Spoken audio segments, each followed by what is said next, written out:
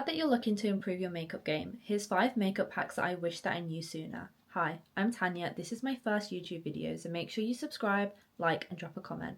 Here's a list of the hacks that I'll be covering in this video if you're looking for something in specific. If not, let's get right into it. First is a foundation hack. If you struggle with your foundation looking cakey or patchy, then this is the hack for you. I'm going to go in with the Giorgio Armani Luminous Silk Foundation. I love the finish of this. It's such a glowy finish and it's great in the summer. So some people apply their foundation straight onto the brush and some people apply their foundation straight onto their face, but we're not going to do that. We're going to apply the foundation to the back of our hand and essentially we're going to go in with the brush and make sure it's evenly coated in the foundation. So I've only gone in with one pump. And we're just going to coat that foundation brush in the product so it's not patchy or cakey. Make sure that the brush is evenly covered in product, like so. And then we're just going to push it into the skin. We're not going to drag it, we're just going to push the product into the skin, like so. And this is such a great technique if you want to build up coverage, because it's up to you how much product you want to apply to your face. There you have it, even foundation coverage, and you also minimize cakiness and patchiness.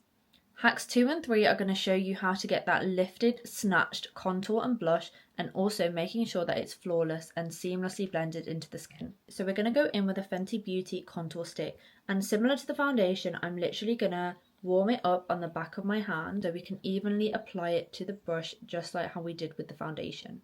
Again, I'm going to make sure that my brush is evenly coated in the product, like so. So to make sure that we get that lifted and snatched look, we're going to apply the product in an upwards motion, like so.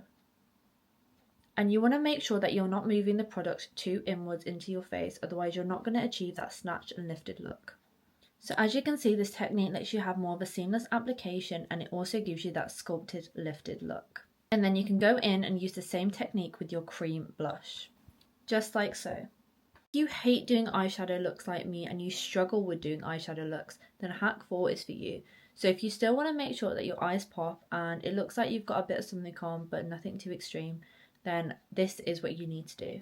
So we're going to go in with bronzer, any bronzer, whatever powder bronzer works for you, and we're just going to slowly blend that into our crease and just onto the lid, like so.